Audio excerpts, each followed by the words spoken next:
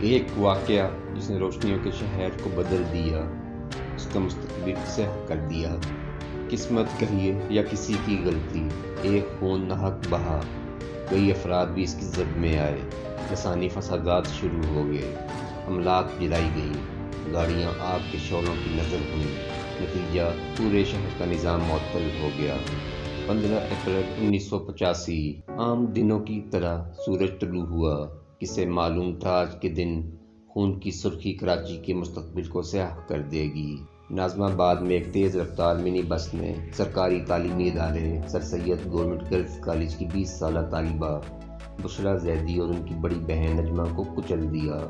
قسمت کا کھیل، تیز رفتاری یا پھر لاپرواہی، کچھ بھی کہیں، کسی کی غلطی سے ایک معصوم طالبہ کی جان چلی گئی۔ اس واقعے سے پہلے ہی مقامی آبادی اور پبلک ٹرانسپورٹ کے ڈرائیورز، مالکان اور عملے کے درمیان ایک کشیدگی پہلے ہی سے موجود تھی۔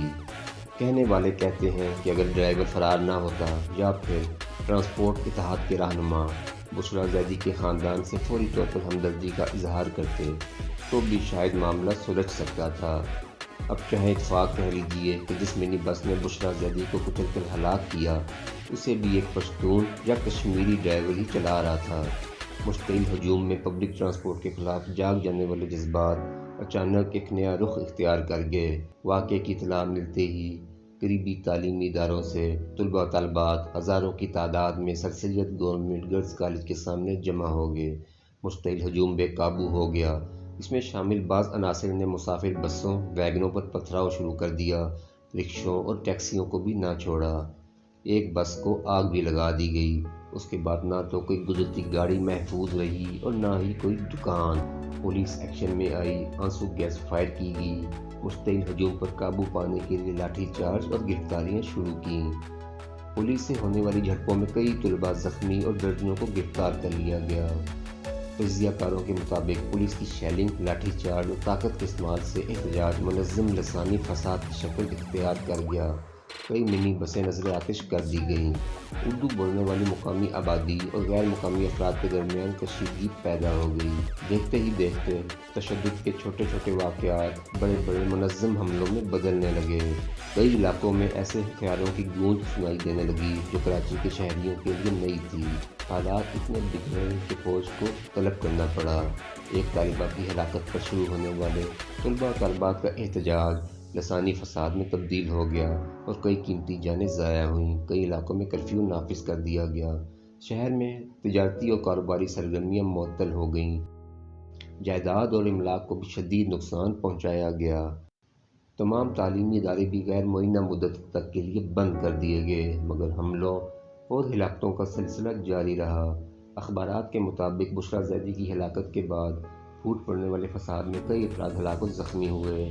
انہی فسادات کے دوران ارنی ٹاؤن کے علاقے میں پہلی مرتبہ ٹیوب لائٹ بم استعمال کیا گیا۔ کراچی والوں نے سہراب گوٹ جیسی بستیوں میں پہلی دفعہ کلاشنکوف رائفل چلتے دیکھی۔ اخبارات کا دعویٰ ہے کہ کئی ہفتوں جاری رہنے والی تشدد کی اس لہر میں 50 سے 200 تک افراد جاں بحق ہوئے۔ چند برس پیچھے چلتے ہیں، کوٹا سسٹم اور دیگر عوامل کے باعث کراچی کے اردو بولنے والے افراد میں ایک احساس سے محرومی نے جنم لیا۔